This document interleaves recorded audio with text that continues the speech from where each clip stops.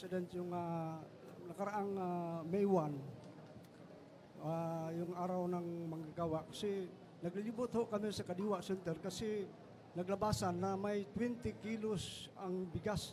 Pero walang nakita namin na 20 kilos, kundi 50 kilos. 20 Bakit pesos ano lang ka mo? walang nakita namin 20 kilos, kundi 50 kilos ang nakita namin sa Kadiwa Center. Anong nangyari, Mr. President? Hindi ko alam yan dahil ang Kadiwa pinagbibili natin. Chinek ko nga eh. Pinagpapabili tayo, ang binibenta natin na bigas is at 29 pesos. Kaya hindi ko alam yung 50 pesos, baka hindi sa amin galing yun, baka sa ibang source yun. No. Hindi, kasi Kadiwa 29 pesos ang presyo namin. Oh. Thank you, sir. PIA, Kathy? Hello. Good morning. Yes.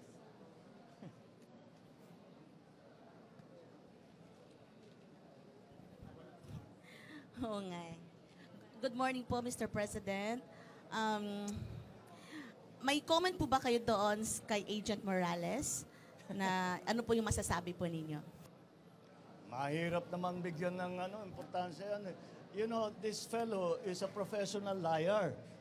At parang jukebox yan eh. Kung ano yung hulog mo na, basta maghulog ka ng pera, kahit anong kantang gusto mo, kakantay niya.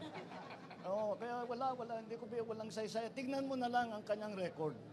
Tignan mo na lang kanya, may kaso siya na false testimony. Yan, ganyan. Ilan bang marami siyang history na kung sino-sino sinasangkot, kung saan-saan. Hindi, parang yun ang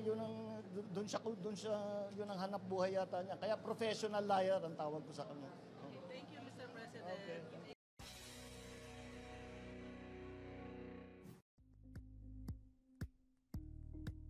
Thank you for watching Politico TV. Please like and subscribe to our channel for more videos.